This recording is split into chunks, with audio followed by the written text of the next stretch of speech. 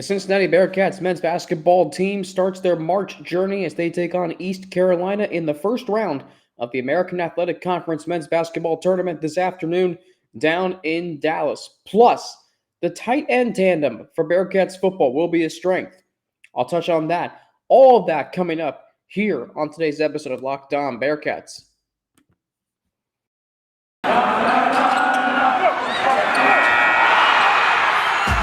Locked On Bearcats, your daily podcast on the Cincinnati Bearcats, part of the Locked On Podcast Network, your team every day.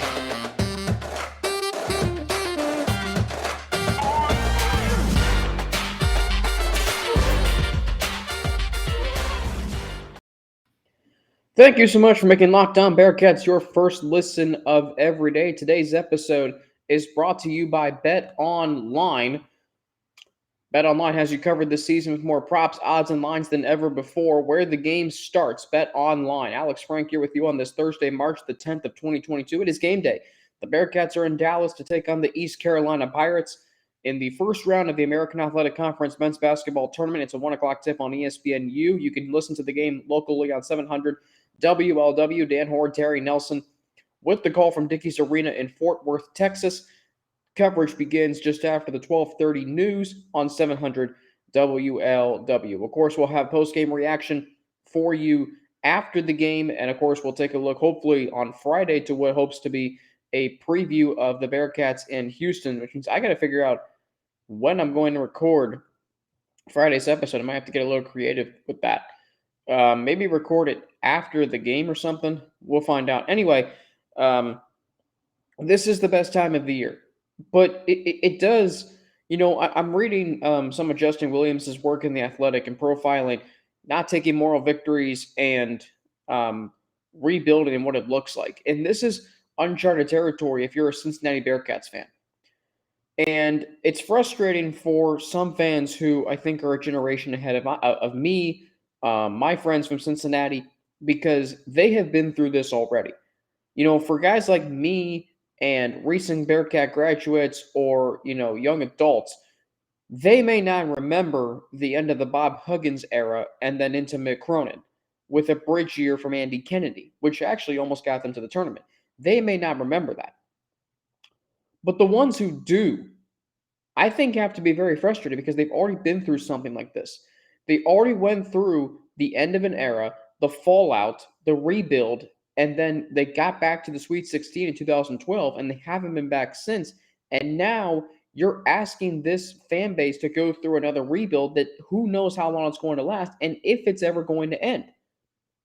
Like I think I do think it will end. I'm being hyperbolic when I said hyperbolic, whatever the word is, when I say,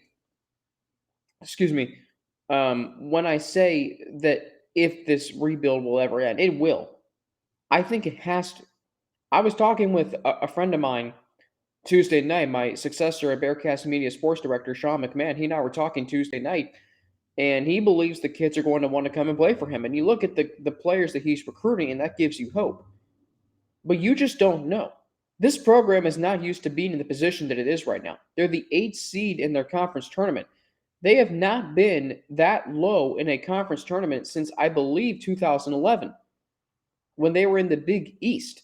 And that conference was loaded. If you were a top 8 seed, congratulations, you were doing well. I think Cincinnati had UConn that year. I believe they were Cincinnati. UConn was a 9 seed in their conference tournament. I think they were that year in 2011. Yeah, they were a 9 seed. And they beat Pitt, of course, Cardiac Kemba, who can never forget that moment from the Big East tournament. So you had that. But then you had Cincinnati finished ahead of UConn. They were a 4th seed the next year. They have not finished lower than 3rd in the American Athletic Conference prior to last season. And it's just, you are not used to the Bearcats being in this position where they are like so many other mid-major programs. It's almost an afterthought. And for a program that plays in a metropolitan area that has very proud sports fans, that has a really good history, at least over the last 30 years, it does kind of suck that we are in this position. But the hope is that this program can get to um, maybe go on a run in this conference tournament, build some momentum going into next year. You heard Wes Miller talk about on Monday. Reporters were asking him questions about the offseason, and there's still a tournament to be played. And the beauty of March, this time of year, is the beauty of March is bid stealers can come from nowhere. You just do never know. Oregon State and Georgetown last year, I've referenced them. And then you look at St. Mary's in 2019, they were a bid stealing team. And you look at, any other, you look at any bids, you look at um, Iona in 2016 when they upset Monmouth in the MAAC championship game. I mean, that was another bid steal. And they did it again in 2017. So it's all about Syracuse in 2006. Jerry McNamara. Sorry if I had to reference that. You never know where bid stealers can come from. But it has to be hard for those Bearcat fans who have been through this before. Because this program, at the peak of the Bob Huggins era, was one of the best 5 to 10 programs in the country. And that is a fact. They were perennials in the AP top 10. Whether or not they had postseason success is moot to the fact that this program was really good. They were consistently in the top 10. They were consistently in the top 4 of their region in the NCAA tournament. The program is nowhere near that right now.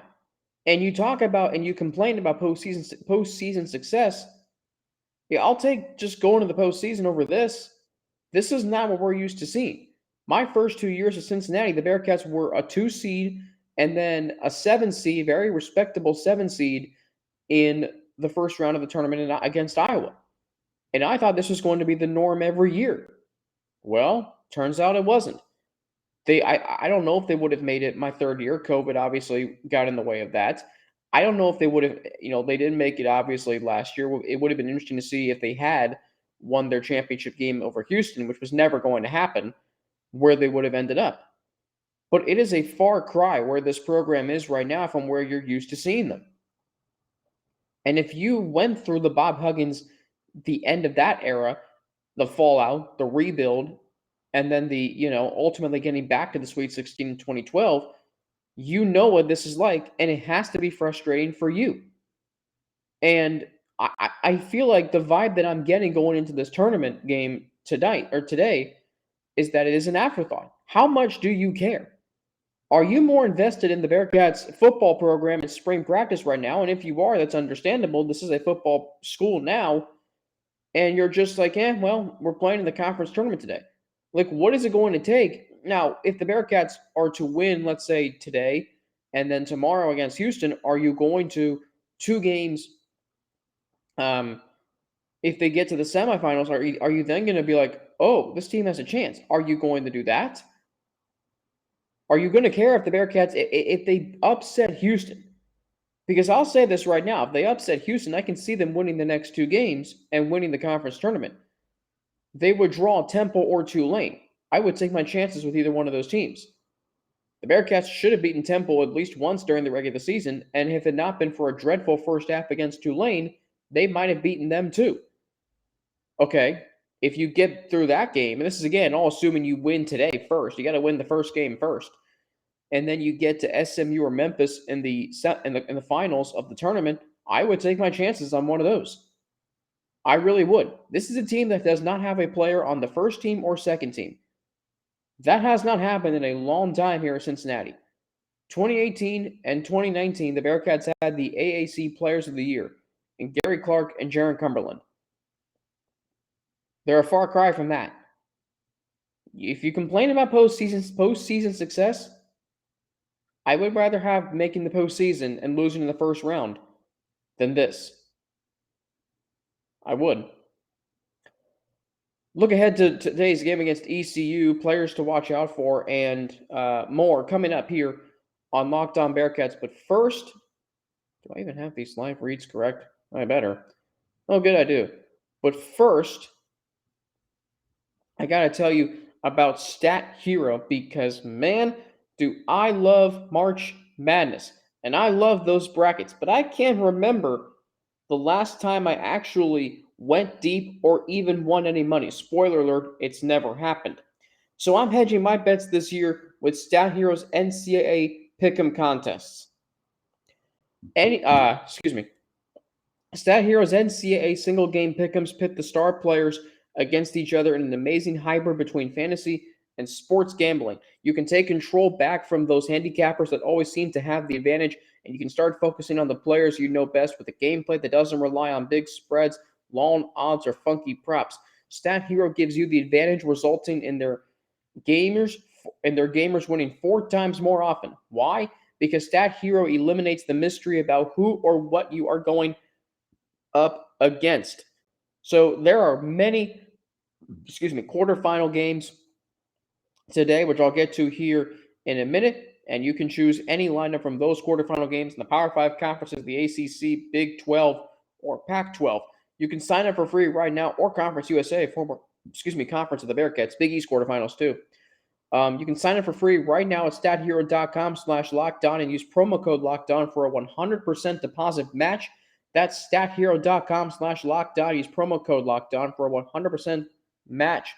stathero.com/lockedon. Promo code lockedon. Terms and conditions do apply.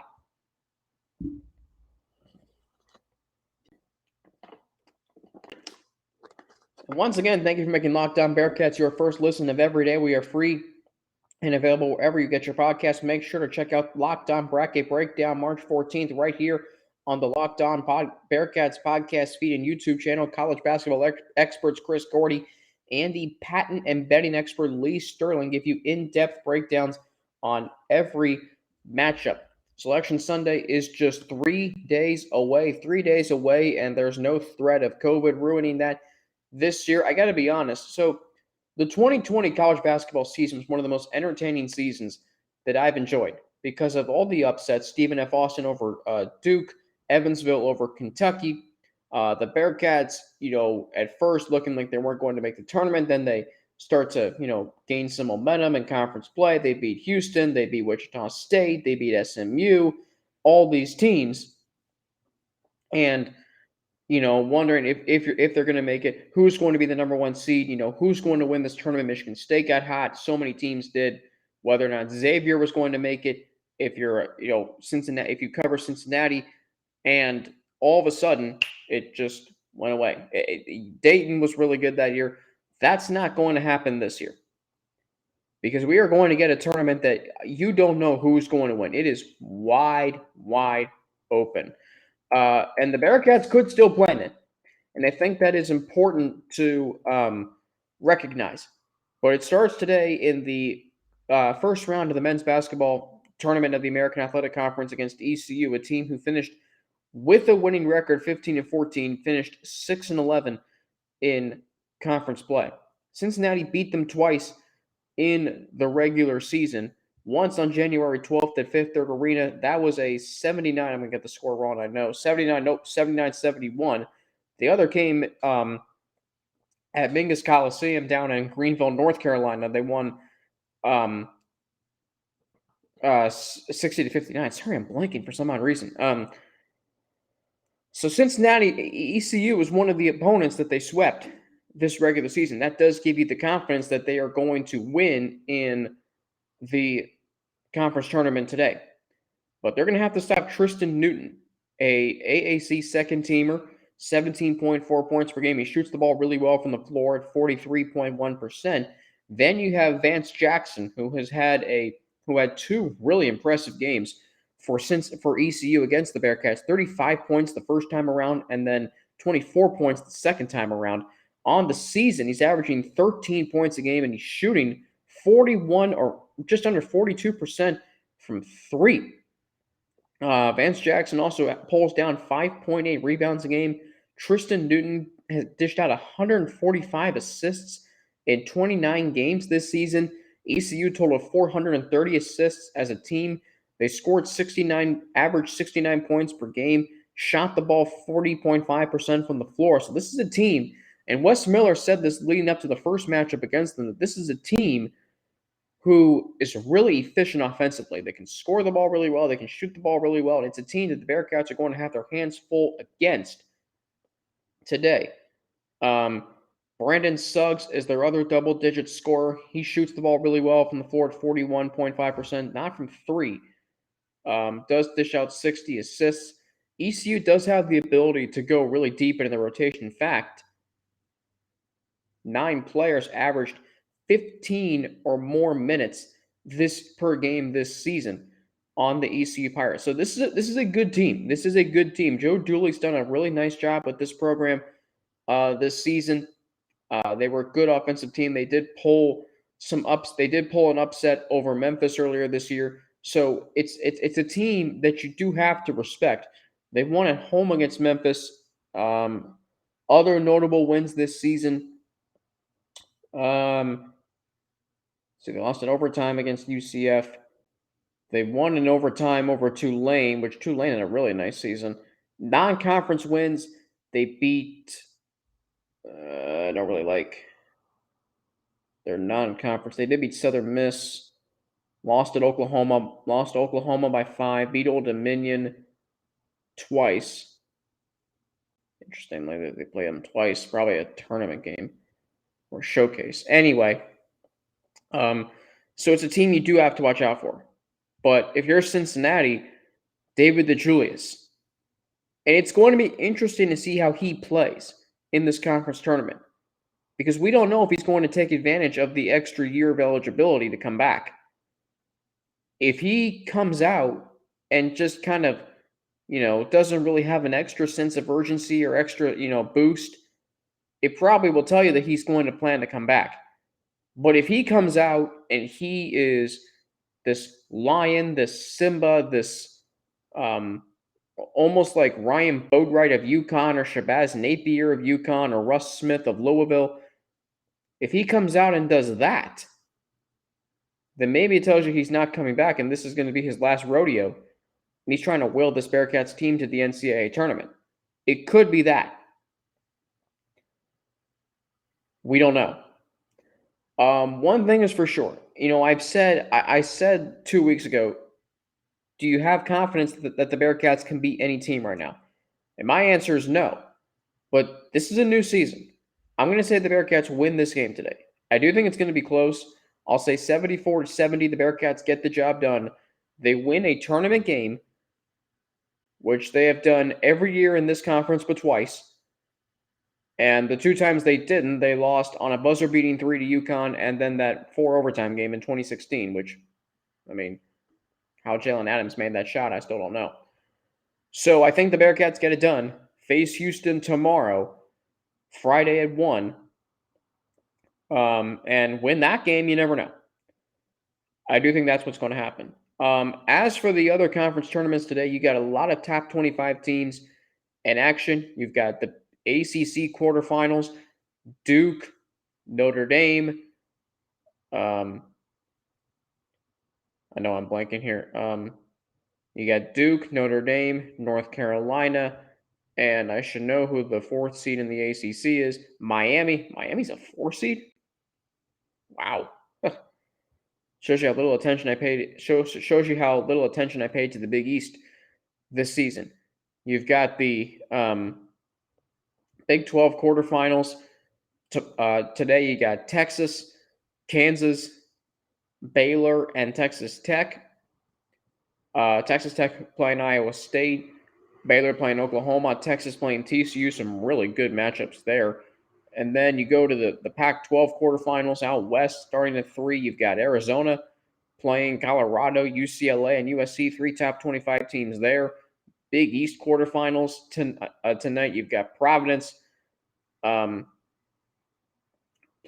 the winner of Butler and Xavier from last night, which I recorded this before that game started. Marquette versus Creighton. That's a 5-4 matchup. Villanova playing tonight. UConn playing tonight. There are just so many games. Sorry about that. I will log off of ESPN, so we don't have to hear that. I thought it was a train outside for a minute. Anyway, Bearcats and ECU today. and reaction after the game. Look ahead to tomorrow's matchup against Houston. That's all going to be coming up on Locked On Bearcats. And when we return, the tight end tandem of Josh Wiley and Leonard Taylor. Why reminds me so much of when this Bearcats program was just in the infancy of its building block stages in the Luke Fickell era. I'll touch on that next. But first, I need to tell you about Run Your Pool. You see, March Madness is only 3 days away. The tournament starts next Tuesday. So that means you need to start thinking now about where you're going to be running your brackets this year. Are you going for the usual, or are you looking for the best? We've done our homework here, and we're running brackets with runyourpool.com. Along with standard brackets, Run Your Pool offers game types like Survivor or Pick X. Both are really fun in their own way, and they have options to edit scoring, and they offer more intel to make your picks. All stuff you won't find at ESPN or CBS. If you've got a business, Run Your Pool can help you take some of that madness magic and play alongside your employees or even gain customers. Plus, they offer full white glove customer support, custom branding, and one of the easiest 3-minute setups you'll ever find.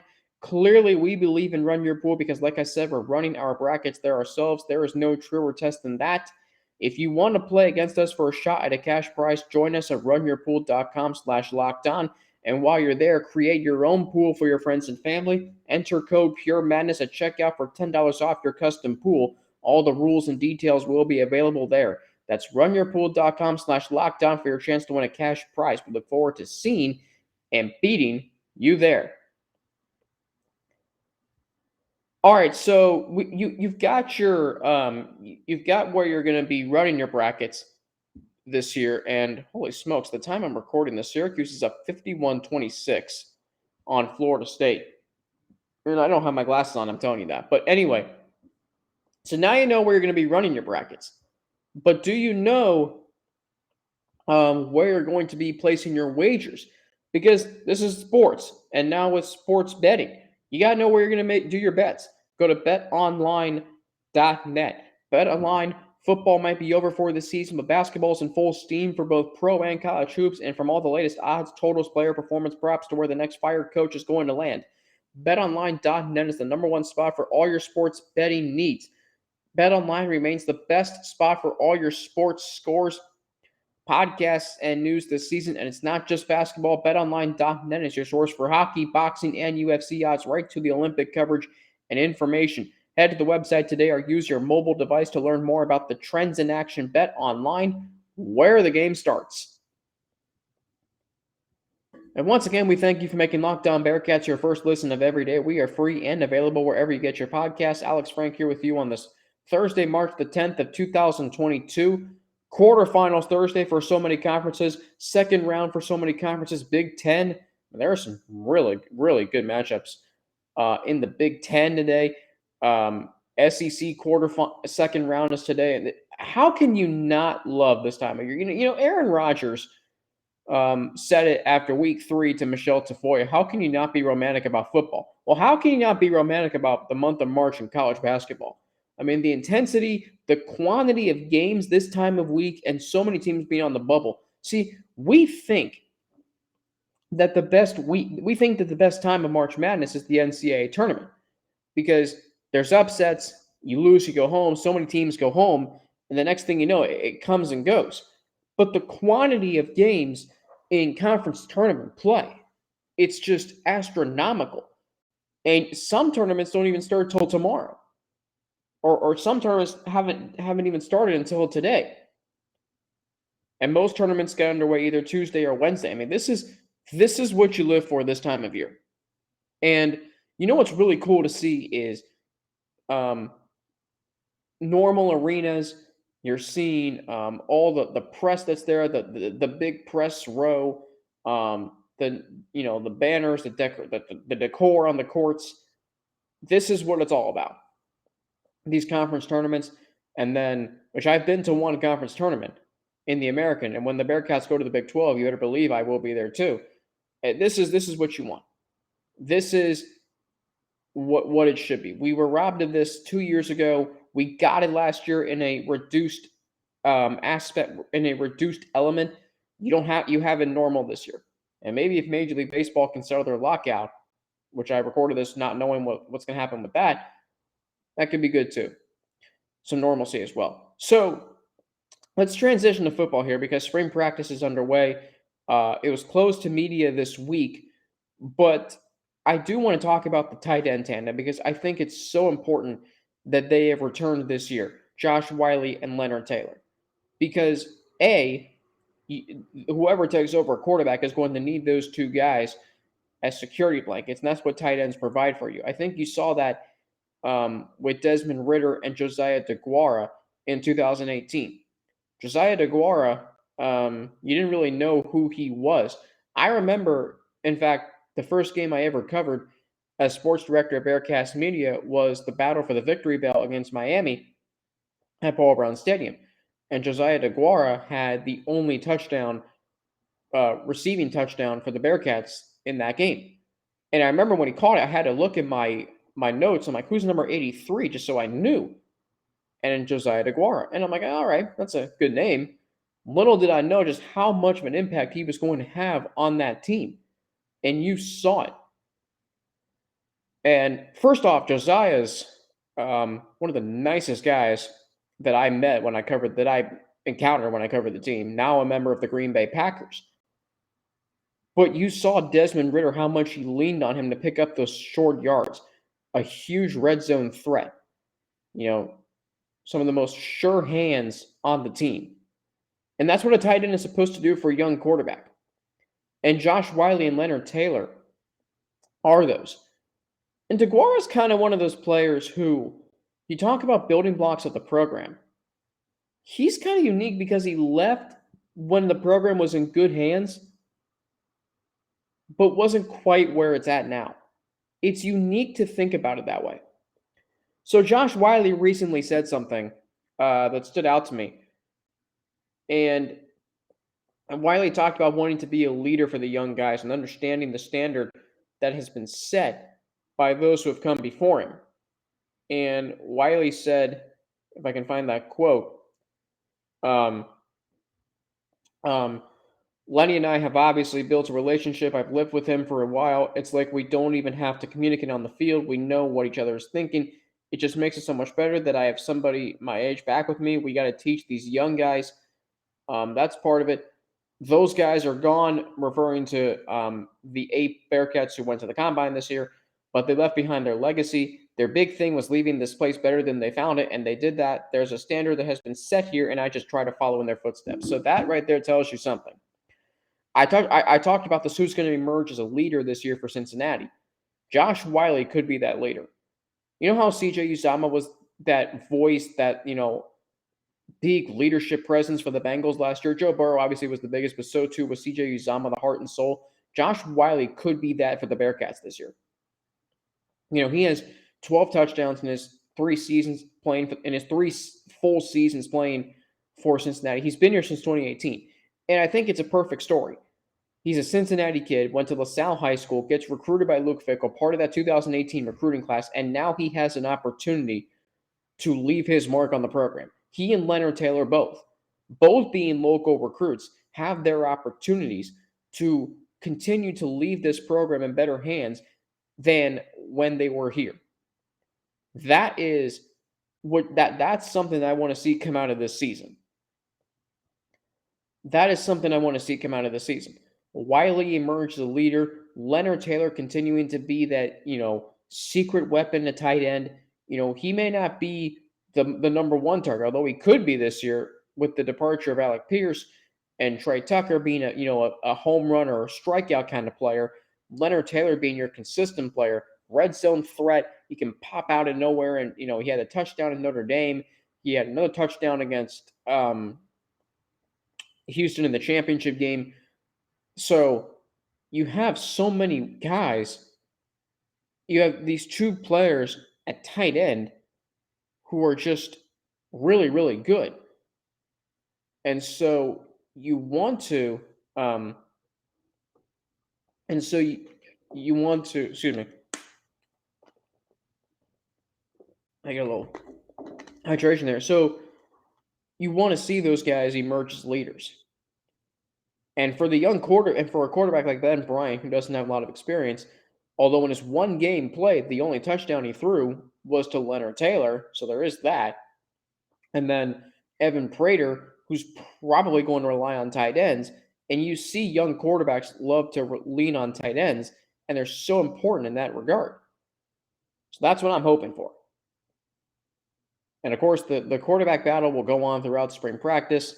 But those two guys, Wiley and Taylor, are going to be the focal point of that position. That's going to do it for me today here on Locked On Bearcats. Bearcats and ECU today in the first round of the American Athletic Conference Tournament. 1 o'clock ESPNU, 700 WLW. Winner to face Houston tomorrow in the quarterfinals of the AAC Tournament. Reaction after the game sometime today. Not sure if I can get a break in my job here in Macon, Georgia. I will record that. As always, thank you for making Locked On Bearcats your first listen every day. Now make your second listen Locked On NFL Draft. Ryan Tracy and former NFL cornerback Eric Crocker bring the NFL Draft to life every day with insight and analysis on college football prospects and NFL front offices. It is free and available wherever you get your podcast. As for me, you can follow me on Twitter at Frankie_Natty with 2 N's. You can also follow me on Instagram, AlexFrank9_, and you can also email me at alex3frank@gmail.com. And until I talk to you after the game later today and tomorrow, have a great rest of your day. Enjoy the game. And for Locked On Bearcats, I'm Alex Frank. Thank you for making it your first listen every day.